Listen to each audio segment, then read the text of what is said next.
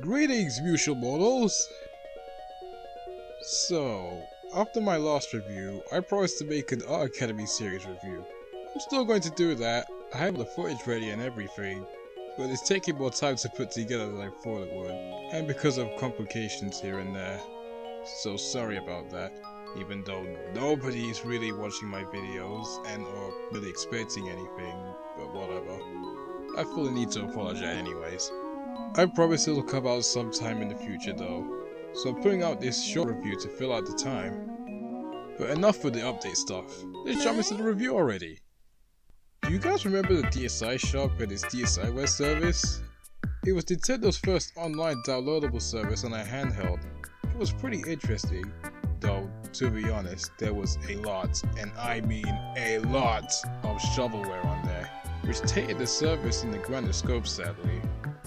But there were some times in the rough here and there, some of which you sadly can't play anymore due to the DSi shop closing for good on the 31st of March 2017.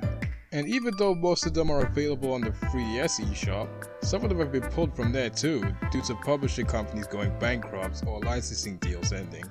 The greatest disadvantage to digital-only games. Oh, sorry, I didn't mean to make this video sad all of a sudden. It's just something I noticed and wanted to talk about.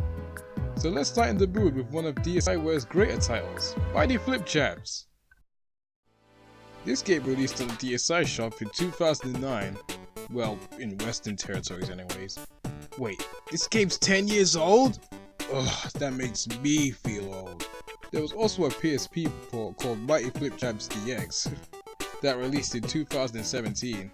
Most of you might be familiar with its sequel games, Mighty Switch Force 1, 2, and Academy. This game was the first in its Mighty series.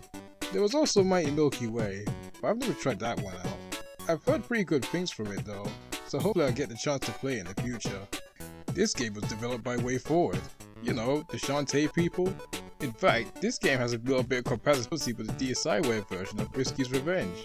If you talk to this NPC and you have Mighty Flip Champs on the same system, she'll give you some gems. It's a little thank you gift for trying out one of their other titles. Okay, enough with the background info. Let's get on with the game itself, starting with the story. I just remembered, this game doesn't really have a story. All the e-manual and eShop information tells you that you're playing as a girl called Alta, who has a special wand called the Warp Wand, that allows her to flip an area and go to an alternate version of it. And she works alongside a fisherman that makes rum noises for some reason, a cat and a jetpack, and a bunch of pigs and cows? Not exactly a dream team here, but if it works for Alta, then I guess it's good enough. It still doesn't tell us why we're going through all these stages though. Maybe they're all just testing their abilities? Exploring? I mean, there is a piece of concept art that shows them all looking at a map, so maybe? But we don't have any definitive answers. I don't feel like digging any deeper trying to search for them, so let's just move on with the gameplay. This game is a puzzle platformer. You move around using the D-pad, and that's all Elsa could do in terms of her basic movement options. She can't jump and she can't move while falling. And that's where the game's main gimmick comes into play. Elsa has the ability to use her wand to travel alternate versions of a stage. You could do this by pressing any one of the face buttons. You'll see a preview version of a stage you'll flip to next on the bottom screen as a heads up.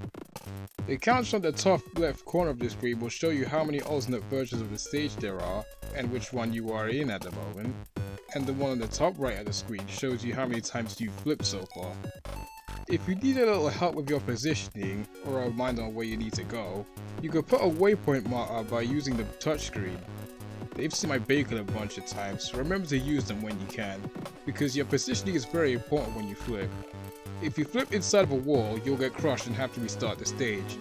Spikes can take you out too, and since you can't move while falling, you'll have to be extra careful. The stages will also introduce more gameplay mechanics as you go along, as these climbable fences, which makes me feel a bit uncomfortable when Alta's staying still and holding onto them. Buttons which can make blocks of the same color disappear or reappear, stone blocks that can only be destroyed if you flip into them, and portals which can take you from one point to another. The goal of each stage is to reach Fishman to complete it. though sometimes you need to rescue some of your friends before you can finish the stage. Why are they even coming with if they're just gonna get lost and stuck like this? I guess they really wanted to explore something. The game has 5 worlds, and each world has 8 levels in each of them, plus the final stage, and that's a grand total of 41 stages.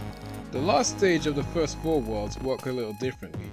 In these stages, Alta's warp wand is malfunctioning and will only flip shortly after the clock symbol shows up on the screen. These stages are more about positioning and reflexes than using your head. A nice change of pace. The level design for these stages is for the most part really well done. There are a lot of head scratching moments when I played through this game, I can certainly tell you that.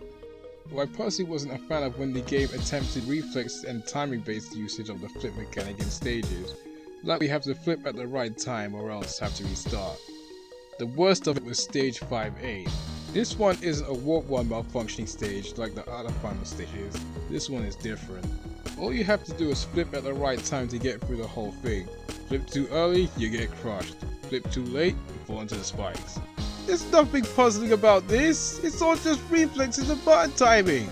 In my playthrough for this review, it took me 57 tries to beat this stage.